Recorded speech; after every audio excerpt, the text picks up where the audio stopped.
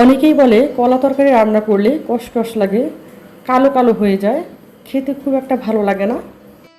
আজকে আমি এমন কিছু টিপস অ্যাপ্লাই করে এই কলা তরকারি রান্না করব, যে টিপসগুলো অ্যাপ্লাই করলে এই কলা তরকারি একদমই কষকষ থাকবে না, আর দেখতে কালো কালো হয়ে যাবে না, আর এটা কালারটা অনেক সুন্দর হবে, খেতে হবে অসাধারণ টেস্ট।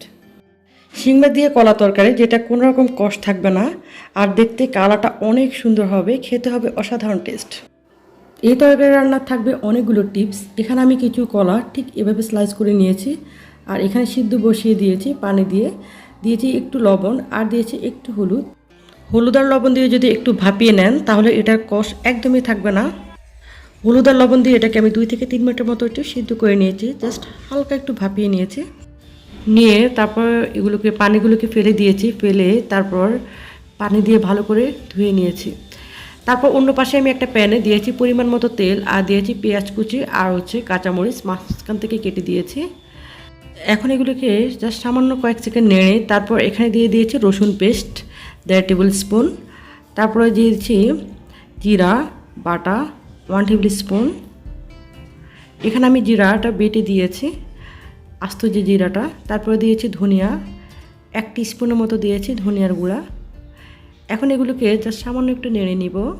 কলা তরকারি রান্নার কতগুলো টিপস আছে, এই টিপসগুলো অ্যাপ্লাই করে যদি কলা তরকারি রান্না করেন এই রান্নাটা হবে একদম বেস্ট। এখন আমি এখানে সামান্য একটু পানি দিয়েছি যাতে মশলাটা না পুড়ে যায়। তারপর এখানে দিয়ে দিয়েছি স্বাদ মতো লবণ, তারপরে দিয়েছি হলুদ। অনেকে বলে কলা তরকারি রান্না করলে কিন্তু কালো হয়ে যায়, এই তরকারিটা রান্না করবেন দেখবেন যে একদম হলুদ হলুদ একটা খুব সুন্দর একটা কালার আসবে। এখন মশলাগুলোকে একটু কষিয়ে তারপর এখানে দিয়ে দিয়েছি শিং মাছ। তো শিং মাছগুলোকে দিয়ে তারপর একটু এই মশলার মধ্যে একটু ভালো করে কষিয়ে নিব, 3 থেকে 4 মিনিটের মতো করে ভালো করে কষিয়ে নেব। এতে করে এই মশলাটা শিং মাছের মধ্যে খুব সুন্দরভাবে ঢুকবে, আর এই মাছটা খেতেও খুবই ভালো লাগবে।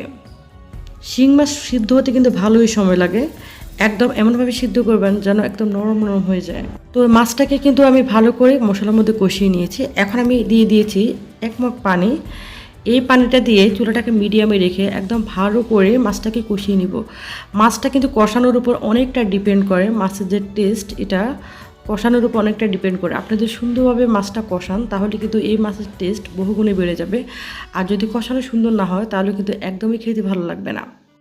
তো এখানে কিন্তু মাছগুলো আমার কষানো শেষ। এখন আমি সবগুলো মাছ উঠিয়ে নিব। উঠিয়ে নিয়েছি, তারপর দিয়ে দিব যে কলাগুলো আমি ভাপ দিয়ে নিয়েছি, ওগুলো আমি এখন এখানে দিয়ে দিব।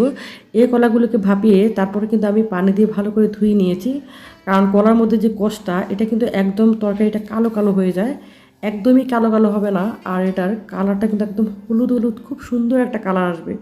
আমি যে টিপসগুলো অ্যাপ্লাই করে রান্না করছি এই টিপসগুলো অ্যাপ্লাই করে যদি কলা তরকারি রান্না করেন তাহলে দেখবেন আপনার কলা তরকারি যে এত মজা হবে, দেখবেন মুখে দিলেই অন্যরকম টেস্ট লাগবে।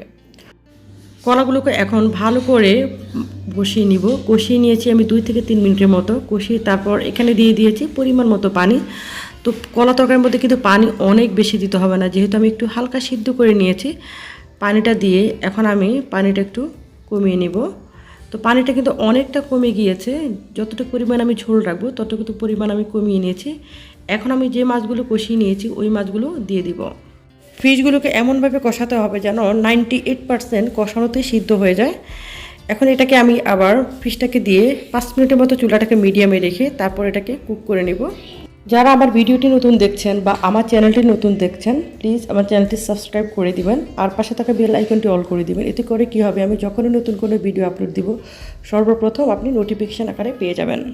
তো আমার রান্নাটি শেষ। দেখুন কলা দিয়ে শিং মাছের ঝোল।